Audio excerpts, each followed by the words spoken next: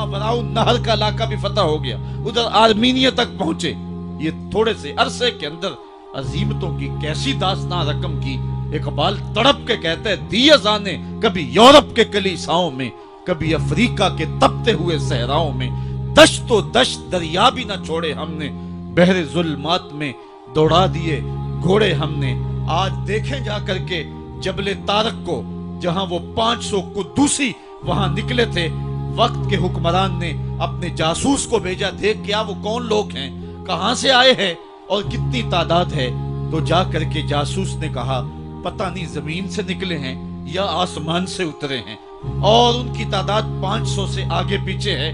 اور پھر ان 500 لوگوں نے یورپ کے دروازے میں داخل ہو کر کے حق اور باطل کے اس مارکے کے اندر وہ عظیمت کی داستانیں رقم کی کہ اقبال خراج پیش کرتے ہوئے کہتا ہے یہ غازی یہ تیرے پراسرار بندے جنہیں تو نے بخشا ہے ذوق خدائی، دو نیم ان کی ٹھوکر سے صحرا و دریا، سمٹ کر پہاڑ ان کی ہیبت سے رائی، دو عالم سے کرتی ہے بیگانہ دل کو، عجب چیز ہے لذت آشنائی، شہادت ہے مطلوب و مقصود مومن، نہ مال غنیمت نہ کشور کشائی.